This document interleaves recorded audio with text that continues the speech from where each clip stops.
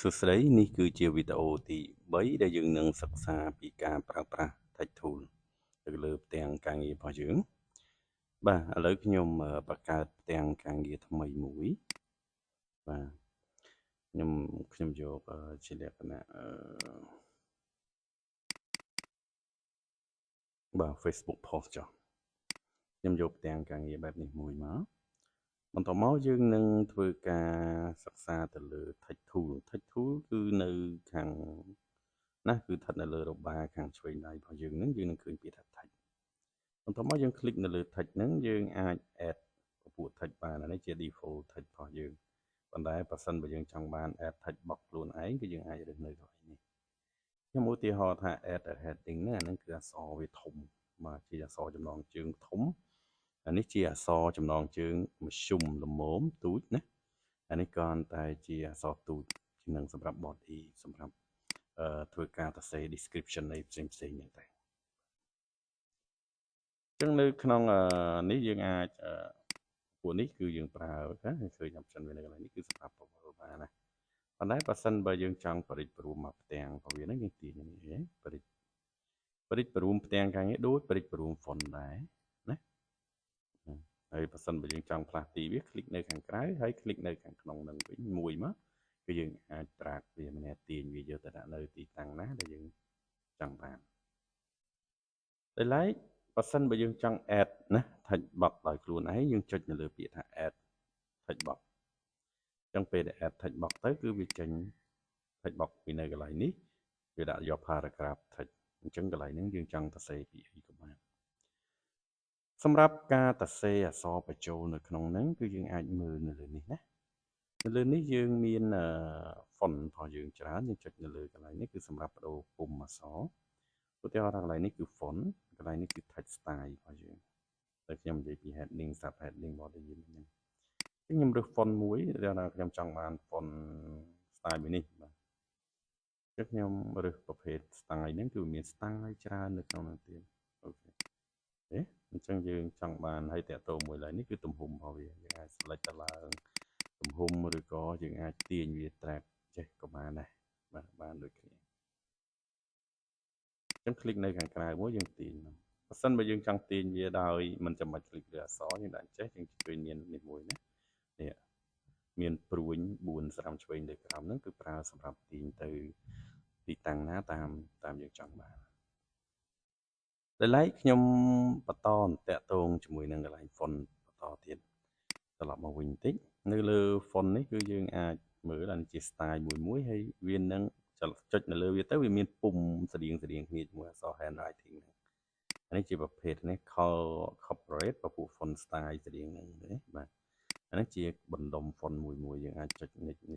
អញ្ចឹងយើងចង់បាន style ដូច round នេះអានេះគាត់តែជា font style round ទាំងអស់ដែលយើងស្រឡាញ់មួយណាយើងរើសមួយហ្នឹងមកបើសិនបើយើងស្គាល់ឈ្មោះ font យើងអាចអូសកន្លែងនេះណាអូសទៅរក font មួយណានេះសិតតែខ្មែរអាក្បាលធំកូរ៉េនេះសិតខ្មែរទាំងអស់តែថាយើងជាទូទៅយើងប្រើខ្មែរបាត់ដបងមូឡាយអីដែលយើងចង់បានមូឡាយបើសិនបើយើងចង់បានមូឡាយយើងចូលទៅខ្មែរ OS មូឡាយអញ្ចឹងណាអញ្ចឹងយើងរើសខ្មែរ មូឡាយហើយយើងទៅសេមកណាយើងសរសេរជាខ្មែរយ៉ាងនេះអក្សរស្លាកឆ្លាក់បានណាសាលា computer new text អញ្ចឹងទៅណាអូខេបាទអញ្ចឹងយើងអាចយកវាទៅដាក់នៅទីតាំងណាមួយដែលយើងចង់បានខ្ញុំលុបចោលខ្ញុំអាចคลิกនៅលើនេះណាคลิกនៅលើវាហ្នឹងចុច delete ចោលក៏បានដែរឬក៏ចុចនៅលើប៊ូតុងមួយនេះក៏បានដែរចុចនៅលើនេះគឺប៊ូតុងមួយនេះគេថាប៊ូតុង delete អញ្ចឹងខ្ញុំត្រឡប់មកពី font បន្តិចកន្លែងនេះមិញគឺតកតងមួយការជ្រើសរើសប្រភេទម៉ូដអក្សរដែលយើងចង់បានដែលចុចនៅលើវាហើយនេះគឺដំឡើងពុម្ពអក្សរបើយើងចង់បានពុម្ពអក្សរប៉ុណ្ណាយើងរើសយកមកបើសិនបើនៅលើមួយនេះវិញខ្ញុំចង់បញ្ចូលទៅលើ tool បន្តិចនៅចំណុចនេះកន្លែងនេះខ្ញុំបានបញ្ចូលហើយតកតងជាមួយនឹងការបវលក៏ដូចជាការផ្លាស់ទីកន្លែងនេះយើងប្រើសម្រាប់លុបកន្លែងនេះគឺយើងប្រើសម្រាប់ copy បាទ copy បានមួយទៀតណាចម្លងបានមួយទៀតអានេះយើងប្រើសម្រាប់ lock ណា lock ទីតាំងវានឹងតែម្ដងពេលខ្លះយើង lock ចោលទៅយើងប៉ះទីហ្នឹងវាអត់នេះយើងងាយស្រួលក្នុងការធ្វើការព្រោះថាកុំឲ្យពេលដែលចុចទៅយើងគោលម្ដងដែលថាគោលម្ដងវានៅមួយគ្នាចេះអញ្ចឹងពេលដែលយើងចុចទៅវាប៉ះចំជាមួយអក្សរហ្នឹងដែរ តែដល់ពេលយើងអក្សរនេះឡុកហើយទៅបើយើងទាញទីតាំងវាទៅណាក៏បានយើងអាចទាញបានតែអក្សរដែលយើងអត់ទាន់បានចាក់សោបាទអញ្ចឹងអានេះគឺតកតងជាមួយនឹងបាទនេះវិញអានេះ lock នេះ unlock វិញណា lock unlock អូខេបាទនេះគ្រាន់តែ comment ទេពេលខ្លះយើងត្រូវ add comment ថាកន្លែងនេះយើងចង់សរសេរពីអីកំណត់សម្គាល់ពីអីយើងអាចសរសេរមកអានេះ magic write គឺយើងអាចជា AI គេបន្ថែម AI យើងអាចសាកបាន general AI invoice យើងអាចចុចនៅលើវាដើម្បីឲ្យ search ណា search រកមើលទៅហើយ text យើងណាឬក៏យើងអាចនិយាយជាសំឡេងណាហើយឲ្យវា add text ដោយស្វ័យប្រវត្តិបាទតាមរយៈ AI វាអាចចាប់បានខ្ញុំត្រឡប់មកបន្តទៀតតាក់ទងជាមួយនឹងរបាខាងលើដែលយើងត្រូវសិក្សាលម្អិតពីវានៅលើរបាខាងលើបន្ទាប់ពីការប្រើប្រាស់ម៉ូដអក្សរក៏ដូចជាទំហំអក្សរយើងមានកន្លែងមួយនេះគេហៅថា text color text color មានន័យថាពណ៌របស់អក្សររបស់យើងណាយើងចង់បានពណ៌អីយើងរើសយកវាមកចង់បានពណ៌ណាគេនេះសុទ្ធតែជាពណ៌របស់អក្សរយើងអាចរើសបានតែឡែកកន្លែងនេះគឺសម្រាប់ដាក់អក្សរដិតធំណាយល់ទេដិតធំអក្សរ trade អត់ខុសពី word ទេអក្សរគូបន្ទាត់ពីក្រោមយើងអាចដោះវាចុះបានចង់គូកាត់មួយជាន់យើងអាច select វាគូកាត់មួយជាន់អានេះបំលែងអក្សរតូចទៅធំទាំងអស់ណា shortcut វានៅលើនេះយើងយកមកយើងអល់នៅលើវាទៅឃើញ shortcut នេះណា control shift k អញ្ចឹងគឺសម្រាប់ shortcut របស់វាបំលែងពីអក្សរតូចទៅធំយើងអាចចុចនៅលើនេះដោយឡែកមួយទៀតគឺពាក់ព័ន្ធជាមួយនឹង alignment របស់យើងឧទាហរណ៍ alignment នេះណាគឺយើងចុចនៅលើ alignment នេះវាមាន align អូខេអានេះខ្ញុំអត់ចង់ align ទាំងអស់តែម្ដងខ្ញុំคลิกនៅលើវាតែខ្ញុំយកម៉ៅคลิกនៅលើវាទាំងមូលហ្នឹងហើយខ្ញុំចុចនៅលើ alignment នេះ align នៅខាងឆ្វេងវាមកខាងឆ្វេងណាចុចមួយទៀតមកវាមកខាងស្ដាំតែនេះគឺ align center បាទ align តម្រឹមកណ្ដាលសរសេរចេញពីកណ្ដាលដូចយើងចង់សរសេរព្រះរាជាណាចក្រកម្ពុជាជាសាសនាព្រះមហាក្សត្រអីចឹងណាបាទតាក់ទងជាមួយនឹងមួយទៀតកន្លែងនេះយើងថាយើងយក align ខាងឆ្វេងចុះហើយកន្លែងនេះយើងអាចដាក់ bullet ដាក់ជា list និមិត្តសញ្ញាបានណាយើងអាចដាក់ bullet យើងអាចដាក់នៅនឹងបានហើយសម្រាប់កន្លែងនេះគឺ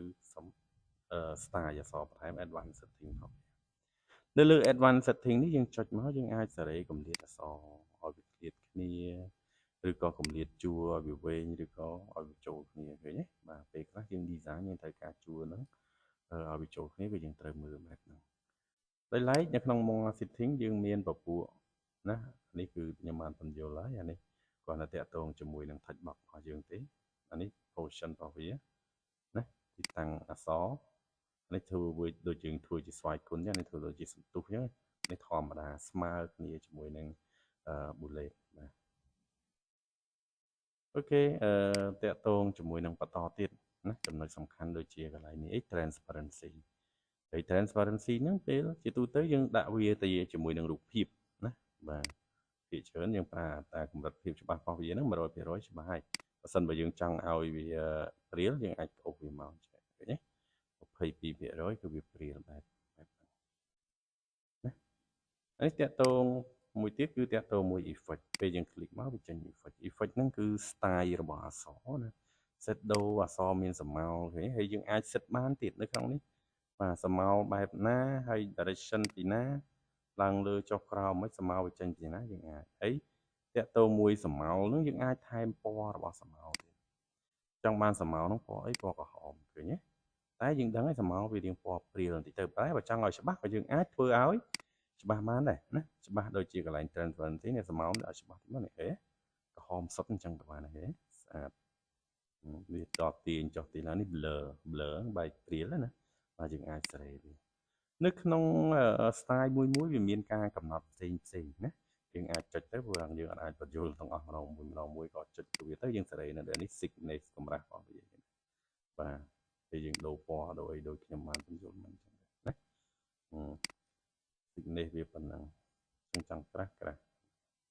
នេះសុទ្ធតែជា style របស់អក្សរទាំងអស់ជា effect ណារបស់អក្សរទាំងអស់បាទយើងអាចរើសវានេះចង់កោងយើងអាចកោងណាពេលដែលចុចកោងទៅវាមានអានេះមានគំនូកោងអូខេកោងបែបណាអូខេអានេះស្មើធម្មតានេះប្រភេទចេះនេះដាក់ background background យើងអាចដាក់កោងហើយណាយើងដាក់ background ទៀតឧទាហរណ៍ដាក់ background ពណ៌ view អញ្ចឹងចុះហើយបន្ទាប់មកយើងអាចសេរី background ហើយវាព្រាលេខតាមចិត្តយើងអញ្ចឹងទៅអានេះ round background ហ្នឹងកែមវាហ្នឹងរៀងមូលវាអញ្ចឹងទៅណានេះព្រាយវាព្រិចណាអូខេ split វាឲ្យធំតិចតាមហ្នឹងនិយាយទៅតាក់ទងជាមួយ effect នេះ style អក្សរហើយការសេរីបានបញ្ជាក់ហើយការសេរីរបស់វាគឺអាស្រ័យទៅលើ effect មួយយើង click មួយទៅមាន effect ផ្សេងណាអញ្ចឹងយើងអាចមើលបន្ថែមទៀតណារៀនទៅលើវាទៅបាទបើសិនបើយើងអត់មើលវាអត់អនុវត្តវាអត់ដឹងថានឹងវាទៅប្រើបែបម៉េចដែរណាបន្តទៀតតាក់ទង animation ជាទូទៅកាលណាយើងនិយាយពី animation គឺនិយាយពីចលនារបស់អក្សរយើង click នៅលើអក្សរហ្នឹងវាចេញ tool មួយនឹងដែរយើង animate របស់យើងហ្នឹងជាទូទៅចលនារបស់វាហើយយើងអាចចលនាអស់ហ្នឹងវាប្រើមួយអក្សរហើយគេធ្វើដាក់ធ្វើអីគេធ្វើនៅក្នុង slide ណាពីយើងឃើញគេដាក់នៅក្នុង slide ឬក៏គេដាក់ណាហេនៅក្នុងធ្វើជាវីដេអូបាទយើងឲ្យអក្សររត់បែបណាគឺយើងរើសមកណាអូខេអញ្ចឹងបញ្ជាក់បន្តិច style animate ខ្លះវាអត់ស្គាល់ជើងណាបាទអូខេអានេះ style អានេះចេញចេះនេះ style បែបនេះចឹងទៅអូខេនេះមានច្រើនណាមានច្រើននៅក្នុងនេះយើងអាចលេងអូខេសុទ្ធតែជា animation ទាំងអស់យើងបន្តទៀតទៅលើចំណុចចុងក្រោយនៃការប្រើប្រាស់ text ហ្នឹងគឺ position ទីតាំងរបស់អក្សរយើងអាចទីតាំងរបស់អក្សរឲ្យទៅ top ណាទៅខាងលើទាំងអស់មកខាងឆ្វេងទាំងអស់ឬក៏មកកដាលលើក្រោមណានេះណា center គឺ center ស្រាំឆ្វេងរបស់យើងកដាលនៅស្រាំឆ្វេងរបស់យើងបាទ bottom ខាងក្រោមមកនេះទៅខាងស្រាំវិញចាកន្លែងនេះអីគេកន្លែងនេះតកតងមួយទំហំរបស់អក្សរចង់បានកម្ពស់អក្សរប៉ុណ្ណាណាយើងរើសមកឧទាហរណ៍ width វានេះគឺយើងចង់បាន800អញ្ចឹងយើងអាចវាយ800ចូលនៅក្នុងហ្នឹងយើង enter ទៅណាអញ្ចឹងគឺបាន width របស់text box ហ្នឹងវាធំនេះបើសិនបើខ្ញុំ lock ratio វាចោលខ្ញុំអាចបរិចព្រមវាបានមានន័យថា ratio នេះគឺសំដៅទៅលើថាបើអក្សរវារិចទៅខាងឆ្វេងតែខ្ញុំចង់ទាញវាទៅខាងឆ្វេងមកសង់ទីម៉ែត្រអាខាងលើក៏វារិចទៅមកសង់ទីម៉ែត្រដែរតែបើខ្ញុំ lock វាចោលខ្ញុំអាចទាញអក្សរហ្នឹងធំជាងកម្ពស់វាខ្ពស់ឬក៏តឹងវាខ្លីតាមចិត្តយើងចង់ដាក់ណាព្រោះថាយើង lock ratio ផងវាណាអូខេតែឥឡូវខ្ញុំដាក់នេះតាមចិត្តខ្ញុំដាក់ថា80ចឹងដែរឃើញទេអក្សរហ្នឹងវារិចទៅតាមណាអូខេចុះដោយឡែកកន្លែងនេះកន្លែង x និង y ហ្នឹងអាហ្នឹងតាក់ទងជាមួយនឹងទីតាំងរបស់ណា text box ទីតាំងរបស់អក្សរហ្នឹងបើខ្ញុំដាក់វាទីតាំងហ្នឹងនៅ20សង់ទីម៉ែត្រតាម20 pixel ចឹងដែរបាទអញ្ចឹងវាទៅទីតាំងx 20 pixel នេះ90 pixel ចឹងអូខេឡើងទៅ y ឡើងទៅលើចឹងទៅតិចដោយសារនេះខ្ញុំតិចពេកទូពេកខ្ញុំអាចឲ្យបន្តិចខ្ញុំដាក់វា20យ៉ាងទៅណាបានឃើញវាដើរrotate នេះបវលដូចតែយើងបវលរូបទេបវលអញ្ចឹងដូចគ្នាណាអូខេតែបើសិនយើងដាក់នេះ90 degree បងឃើញទេវាត្រឡប់អក្សរហ្នឹង90 degree តែម្ដងទាំងអស់នេះសុទ្ធតែជាការប្រើប្រាស់ text របស់យើងហើយកន្លែងនេះមួយទៀតចុងក្រោយគេ copy style ពាក្យថា copy style ហ្នឹងគឺយើងចម្លង style នេះយើងដាក់មួយណាយើងដាក់មួយនេះធ្វើចេញនេះឥឡូវខ្ញុំសរសេរមួយទៀតថ្មីអូខេខ្ញុំសរសេរអញ្ចឹងចាស់ណាហើយខ្ញុំចុចខ្ញុំទាញវាមកដាក់នៅទីនេះខ្ញុំចង់ឲ្យ style អានេះដូច style នេះដែរខ្ញុំគ្រាន់តែចុចនៅលើវាខ្ញុំយកពាក្យថា copy style ហើយយើងចុចនៅលើអក្សរនេះមកគឺវាចេញបាន style ដូចគ្នាអញ្ចឹងវាលឿនឡះណាសម្រាប់សម្រួលការងាររបស់យើងបាទនេះជាវីដេអូទី3តាក់ទងជាមួយនឹងការប្រើប្រាស់អក្សរណាខ្ញុំសូមចប់ប៉ុណ្ណឹងហើយយើងអាចមើលវាហើយធ្វើការអនុវត្តជាមួយនឹងផ្ទាំងការងារថ្មីក៏ដូចជា template ខ្ញុំសូមចូលទៅ template តិចចាស់ដើម្បីឲ្យយើងយកតែថាយើងយក template ខ្ញុំធ្លាប់និយាយណាយើងយក template ហ្នឹងមកណាហើយនៅលើ template របស់យើងហ្នឹងគឺ បើយើង click នៅលើអក្សរនេះ option ដែលខ្ញុំបរៀនមិញគឺសុទ្ធតែជាការប្រើប្រាស់ជាមួយនឹងអក្សរនឹងទាំងអស់យើងចង់ double click យើងចង់លុបវាដាក់ថាអូខេ new touch school ឧទាហរណ៍ណាស្លាកុំព្យូទ័រ new touch ខ្ញុំលុបអស់អានេះចោលហើយយើងអាចលេង style លេងអីខ្លួនយើងបានតាមចិត្តយើងណា style បែបម៉េចឬក៏ style បែបនេះឬក៏ style បែបនេះហើយដូរពណ៌ទៅអីទៅតាមចិត្តយើងចង់មកថានេះវាពណ៌ស្តៀងគ្នាទេយើងដូរដាក់ពណ៌ក្រហមអីចឹងទៅណាបាទនេះគ្រាន់តែជាការថែមនៅ direction ប៉ុណ្ណាលើវាបន្តិចឬក៏ transfer នៅរៀងនឹងច្បាស់បន្តិចបាទវាពេញខ្លីបន្តិចគឺយើងទាញអូខេបាទអូខេប៉ុណ្ណឹងអញ្ចឹងប៉ុណ្ណឹងហេយើងបានហើយកន្លែងណាយើងចង់លុបចេញយើងលុបវាអញ្ចឹងទៅណាហើយដាក់របស់យើងមកណាអញ្ចឹងកន្លែងនេះដូចធ្វើជាគម្របសភៅមួយបានបាទណាអូខេបាទខ្ញុំសូមបញ្ចប់ត្រឹមប៉ុណ្ណឹងចុះណាសម្រាប់វីដេអូទី3នេះ